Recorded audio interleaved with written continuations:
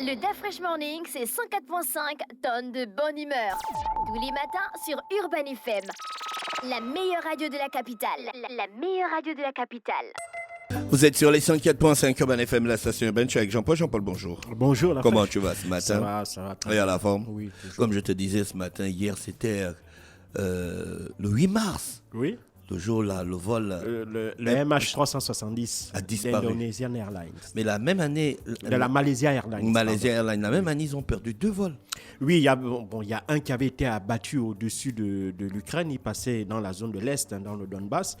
Aujourd'hui, évidemment, on ne sait pas qui a tiré. Les Ukrainiens estiment que c'était les séparatistes russes qui ont abattu l'avion. Les séparatistes russes disent que c'est l'armée régulière ukrainienne qui a abattu l'avion. Et donc, chaque parti accuse l'autre. La Russie accuse les Occidentaux, donc le gouvernement de Kiev, d'avoir abattu cet avion. Le gouvernement de Kiev accuse plutôt les alliés de Moscou, donc les séparatistes ukrainiens du Donbass, d'avoir abattu cet avion-là. Donc le problème, c'est qu'on ne le saura probablement jamais parce que les enquêtes, les enquêtes, tant qu'elles n'auront pas été faites par des équipes indépendantes, aucune partie ne pourra accepter les conclusions. Si on accuse Kiev va réfuter. Si on accuse les séparatistes vont... Mais le MH730, lui, il a complètement disparu. Oui, par contre, le 730, lui, il a complètement disparu. Malgré toutes les recherches, malgré toute la technologie existante, malheureusement, il y a encore des cas extrêmes comme celui-là où on ne retrouve aucune trace de l'avion. Et donc, de ce fait, au bout d'un certain temps, je crois, c'était... en 2014. C'était en 2014, je crois, au bout de 9 mois ou 1 an, on considère que l'équipage et l'ensemble des passagers est considéré comme décédé. Et donc, on a clôturé l'affaire, voilà. Mais c'est quand même mystérieux. Oui, mais c'est pas la seule disparition mystérieuse que l'on a J'ai regardé l'interview d'une journaliste. Elle disait que c'est l'un des meilleurs avions au monde, le Boeing 777, le 777, dans une zone la plus contrôlée aériennement au monde. Un avion disparaît comme ça. Oui, mais ça veut donc dire que, attention, quand on dit que c'est l'un des meilleurs avions au monde, mais ça ne veut pas dire que cet avion-là n'a pas de limite. En termes de technologie, toutes les technologies ont une limite. Malheureusement, on a là, dans ce cas de figure-là, la situation où un avion est au-delà des limites permises par la technologie aujourd'hui, puisqu'on n'arrive pas à retrouver sa trace en dépit de toutes les avancées technologiques qu'on peut avoir. Donc ça veut dire que le risque zéro n'existe pas. Une technologie parfaite n'existe pas encore aujourd'hui. Ça veut donc dire qu'il faut continuer à s'améliorer, il faut continuer à travailler pour que de telles aventures ne puissent pas se reproduire à l'avenir. On va combien d'années en arrière ce matin dans le brin d'histoire? On va 227 ans en arrière. Wow. Aujourd'hui, nous sommes le 9 mars 2023 et donc nous repartons le 9 mars 1796 pour nous rappeler du mariage de Napoléon Bonaparte avec Joséphine de Beauharnais. Alors, ce qui est intéressant avec ce mariage, c'est qu'en tout point, c'est quand même un mariage particulier, quoi. En tout point. D'abord, il faut savoir que ce mariage a donc eu lieu le soir du 19 Ventose en 4, donc soit le 9 mars 1796. Napoléon Bonaparte s'est convolé en juste noces avec Joséphine de Beauharnais, qui s'appelait en réalité de son état civil Marie-Joseph Rose d'Estacher. Alors, elle est la veuve d'Alexandre de Beauharnais, un général qui avait été guillotiné quelques mois auparavant. Pendant la prise de la Bastille. Pendant la période qu'on appelle la Terreur. Et donc, durant cette période-là, la France est présidée par un directoire. Et donc, à la tête de ce directoire, il y a un homme qu'on appelle Barras, un homme vraiment particulièrement ambitieux. Et lui, Barras, il est particulièrement inquiet sur la situation de la France en Europe parce que il faut savoir que durant la Terreur, il y a une espèce d'anarchie qui s'installe à la tête du pays. On ne sait pas si c'est une république ou véritablement une monarchie. Et donc, à l'intérieur, on est quasiment presque en état de guerre civile. Et puis, à l'extérieur, il y a les têtes couronnées européennes qui voient d'un très mauvais œil la mise en œuvre d'une des républiques. Donc, les têtes couronnées européennes voient perçoivent comme un danger le fait que l'on ait renversé la monarchie en France. Et donc, par conséquent, elles aussi, elles se disent que leur tête peuvent être menacées. Par conséquent, elles veulent intervenir en quelque sorte sur ce qui se passe en France. Et donc, c'est pendant cette période-là que Barras cherche des hommes pour pouvoir, si tu veux, éviter que l'anarchie ne s'installe et surtout que les territoires qui sont placés sous l'administration française, notamment une partie de l'Italie, eh ben, il cherche des hommes, des soldats capables de conduire les armées françaises pour défendre ses intérêts. Et parmi ces soldats-là, parmi ces hommes qui montaient, si tu veux, dans l'armée française, il y a le jeune Napoléon Bonaparte. Alors, à l'époque, son nom même n'était pas Napoléon, mais Napoleone Bonaparte. On l'écrivait encore en Corse. Et donc, en 1796, quelques mois auparavant, pas quelques mois, quelques semaines seulement auparavant, le jeune Napoléon Bonaparte est nommé général en chef de l'armée d'Italie. Donc, il a été nommé par Barras. Et Barras sent que dans ce jeune homme-là, il a non seulement un potentiel, mais surtout, il en pince pour une de ses maîtresses, qui est Joséphine de Beauharnais. À l'époque, Barras aussi, qui était un bon vivant, a la réputation il entretient une liaison avec Joséphine de Beauharnais. Joséphine de Beauharnais, alors, elle, c'est une femme que tout Paris connaît, c'est une femme de la capitale, une bonne viveuse. Elle a un entre-genre, elle est très belle, et même si elle vient de perdre son mari, elle aussi, pour essayer de survivre, elle doit se mettre sous la protection d'une certaine personnalité, d'un homme puissant. Et donc, elle est la maîtresse de Barras. Et puis, Barras, en rencontrant le jeune Napoléon, il constate que, évidemment, le jeune général en pince pour sa maîtresse. Et donc, il se dit que très bien. Donc, il va essayer d'avoir aussi une espèce je ne dirais pas, il va essayer de créer un lien encore plus fort avec Napoléon Bonaparte en organisant le mariage avec la femme qu'il aime. Et donc, il faut savoir que Barras va évidemment pousser en quelque sorte Joséphine vers les bras de Napoléon. Et puis derrière, il va y avoir quelque chose peut-être que les gens n'attendaient pas. Les deux vont réellement tomber amoureux l'un de l'autre. Mais il y a un petit mais, c'est que Napoléon, il a 27 ans, Joséphine en a 33, donc ils ont 6 années d'écart, et Joséphine est veuve, elle a déjà 2 enfants. Mais ça n'empêche pas le jeune Napoléon qui veut absolument épouser la femme de sa vie, et donc, quelques jours avant de partir pour la campagne d'Italie, Barras organise un peu à la va-vite le mariage de son ami ou son allié Napoléon Bonaparte. Et donc, le 9 mars 1796, il réunit tout le monde, il réunit les témoins. Lui-même, il vient en tant que témoin, l'un des témoins de Joséphine de Beauharnais. Et puis, il convoque, il organise le mariage dans l'actuel siège de la banque BNP Paribas, qui est situé aux 3 rue d'Antin, c'est dans le 2e arrondissement de Paris, dans le bâtiment qu'on appelle l'hôtel de Mondragon, qui lui aussi a toute une histoire assez particulière, parce que c'est un bâtiment qui avait été bâti dans les années 1720, avant d'être saisi par la suite comme bien national pendant la Révolution. Alors, par la suite, l'hôtel de Mondragon sera utilisé comme mairie du 2e arrondissement de Paris, et c'est dans ce cadre-là que seront célébrés les mariages, dont celui du futur empereur. Par la suite, ce bâtiment sera revendu à des particuliers, et la banque Paribas, la BNP Paribas, il fera son siège à partir de sa création en 1872. Et donc ce soir-là, du 9 mars 1796, Barras et les autres témoins avec Joséphine arrivent dans le lieu. Alors, il y a l'officier d'état civil qui doit diriger la cérémonie, qui est un citoyen qui s'appelle Leclerc. Lui, il est aussi présent à 20h. Malheureusement, ils sont là, ils sont tous assis dans la salle de mariage, cette salle qui existe toujours dans l'hôtel Mondragon, et on peut la visiter lorsque l'on se rend au siège de la BNP Paribas à Paris. Donc tout le monde est réuni là dans cette salle, sauf que le principal intéressé, Napoléon Bonaparte, n'est pas là. Et donc tout le monde est là à 20h, parce que le mariage est prévu normalement à 20h tapante.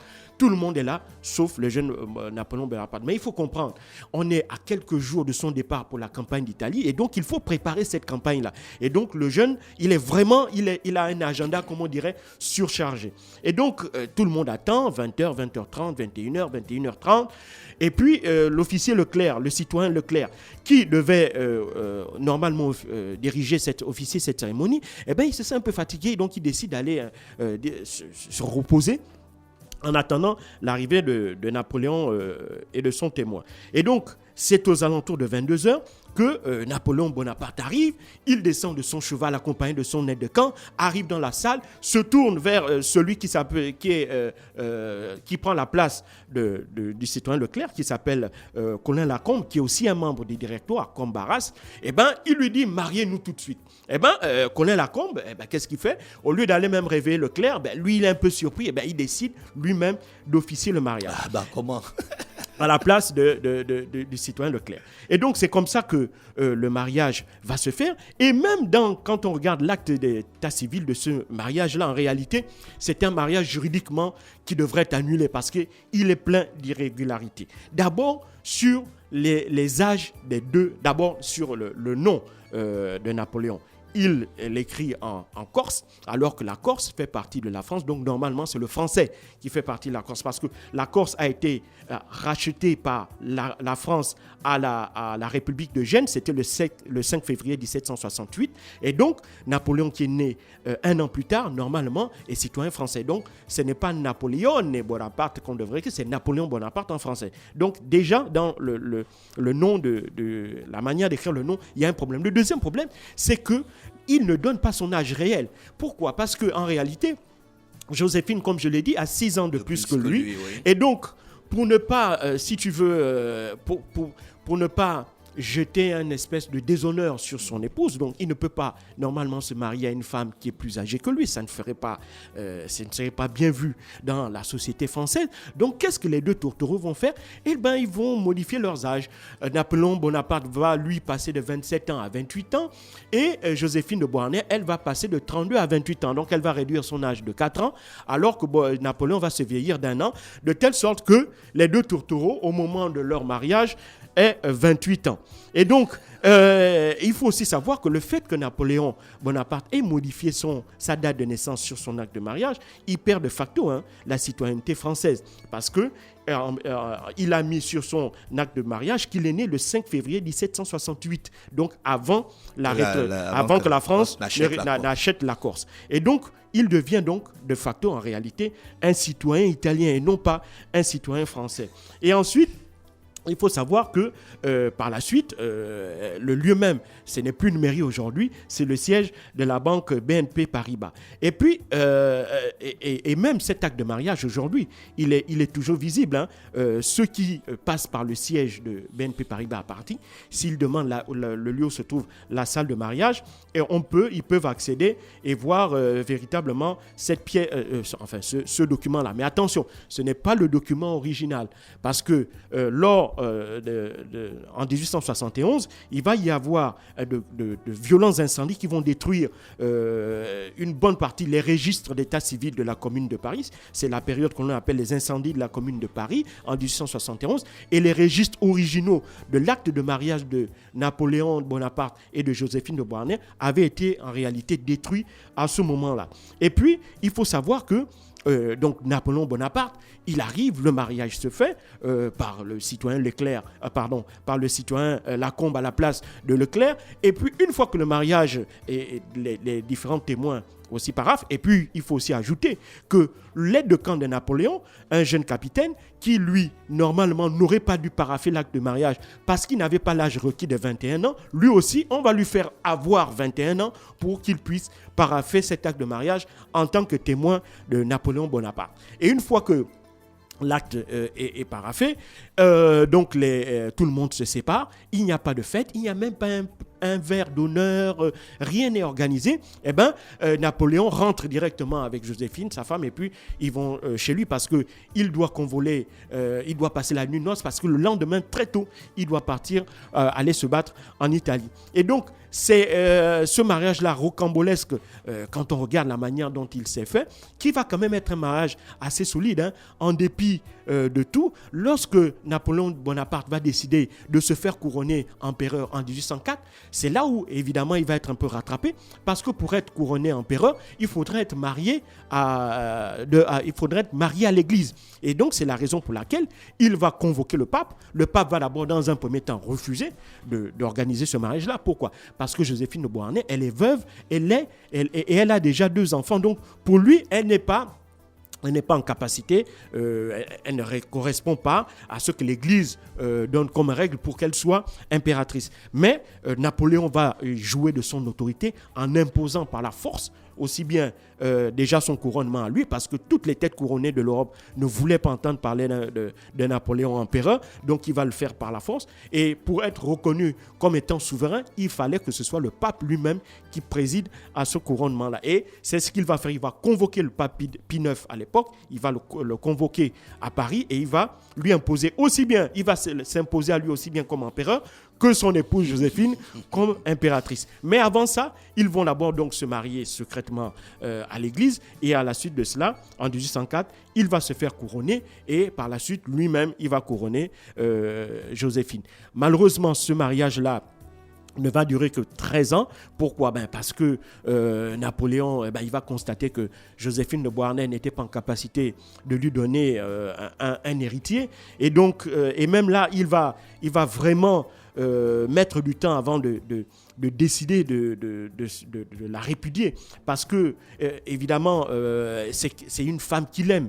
Et donc, on a même retrouvé aujourd'hui des lettres d'amour qu'il s'écrivait à l'époque où ils étaient encore amants, et même à l'époque où Napoléon, en tant qu'empereur, était en déplacement à l'étranger. Ça voulait donc dire que les deux étaient vraiment très proches. Et donc, il va, et comme il veut rentrer dans les grandes familles d'Europe, il doit donc laisser un héritier, et de préférence un héritier mâle. Et donc, il va se résoudre à dissoudre, à renoncer à son amour, à sacrifier son amour et à divorcer le 29 mai 1814. Et quelques mois après, il épousera en secondes noces Marie-Louise d'Autriche. Mais évidemment, comme cela a été stipulé dans l'acte de séparation, Joséphine restera impératrice des Français. Donc, voici un peu planté en quelque sorte le décor du premier mariage de Napoléon Bonaparte, et qui était quand même un mariage assez rocambolesque. Merci Jean-Paul pour le brin d'histoire ce matin sur les 104.5 Urban FM, la station urbaine dans le Da Fresh Morning. Le Da Fresh Morning, c'est 104.5 tonnes de bonne humeur. Tous les matins sur Urban FM. La meilleure radio de la capitale. La meilleure radio de la capitale.